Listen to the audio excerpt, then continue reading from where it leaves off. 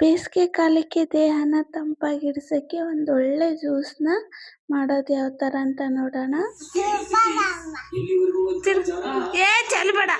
ಈ ಜ್ಯೂಸು ಮಕ್ಕಳಿಗೂ ಇಷ್ಟ ಆಗುತ್ತೆ ಮತ್ತು ದೇಹನೂ ತಂಪಾಗಿಡುತ್ತೆ ಬೇಸಿಗೆ ಕಾಲಲ್ಲಿ.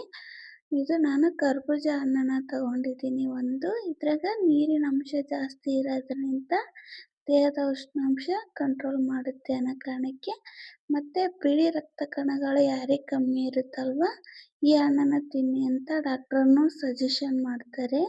ಆ ಕಾರಣಕ್ಕೆ ನಾನು ತಗೊಂಡಿದ್ದೀನಿ. ಒಂದು ಕರ್ಬೂಜ ಹಣ್ಣಲ್ಲಿ ಸಣ್ಣಕ್ಕೆ ಒಂದು ಸ್ವಲ್ಪ ಕಟ್ ಮಾಡಿ ಇಟ್ಕೊಂಡಿದ್ದೀನಿ, ದಪ್ಪ ದಪ್ಪಕ್ಕೆ ಒಂಚೂರು ಕಟ್ ಮಾಡಿ ಇಟ್ಕೊಂಡಿದ್ದೀನಿ. ಒಂದು ಏಲಕ್ಕಿನ ಹಾಕಿ ಪೇಸ್ಟ್ ಮಾಡಿಕೊಂಡು ರುಬ್ಕೊಂಡು ಬನ್ನಿ. ರುಬ್ಬಿರೋ ಮಿಕ್ಸರನ್ನು ನಾನು ಒಂದು ದೊಡ್ಡ ಬಾಣಲೆಗೆ ಹಾಕ್ಕೊತಾ ಇದ್ದೀನಿ.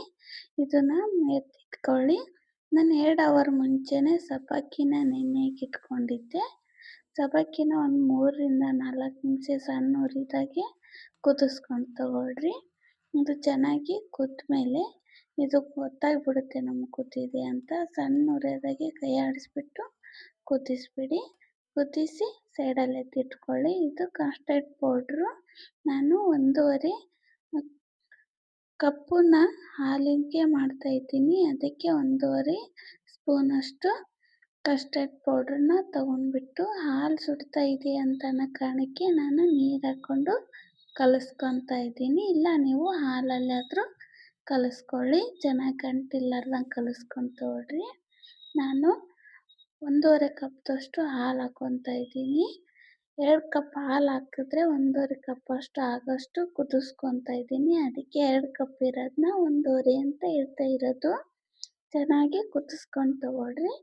ಕುದಿ ಬಂದಮೇಲೆ ನಾನು ಪೌಡ್ರನ್ನ ಕಲಿಸಿಟ್ಕೊಂಡಿದ್ನಲ್ವ ಅದು ಹಾಕ್ಕೊತಾ ಇದ್ದೀನಿ.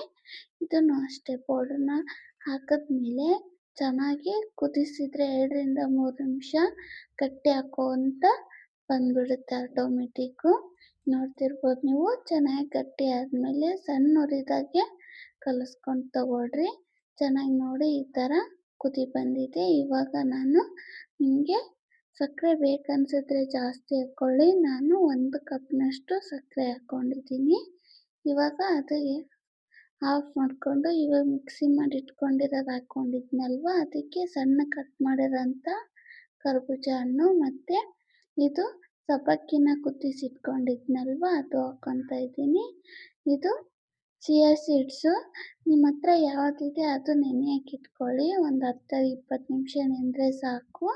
ನೋಡ್ಬೋದು ನೀವು ಚೆನ್ನಾಗಿ ನೆಂದಿದೆ. ಇವಾಗೇನು ಕುದಿಸಿಟ್ಕೊಂಡಿದ್ವಲ್ವ ಹಾಲನ್ನು ನಾನು ಮಿಕ್ಸ್ ಮಾಡ್ಕೊತಾ ಇದ್ದೀನಿ. ಎಲ್ಲ ಒಂದಷ್ಟು ಚೆನ್ನಾಗಿ ಮಿಕ್ಸ್ ಮಾಡಿಕೊಂಡು ತಗೊಳ್ರಿ. ಇದು ನೋಡಿ ಈ ಥರ ಮಿಕ್ಸ್ ಆಗಿದೆ. ನಾನು ಸೈಡಲ್ಲಿ ಕಾಜು ಹುರಿದಿಟ್ಕೊಂಡಿದ್ದೆ. ಇಲ್ಲಾಂದರೆ ನಿಮ್ಗೆ ಯಾವ್ದು ಇಷ್ಟನೋ ಅದು ಹುರಿದು ಹಾಕ್ಕೊಳ್ಳಿ.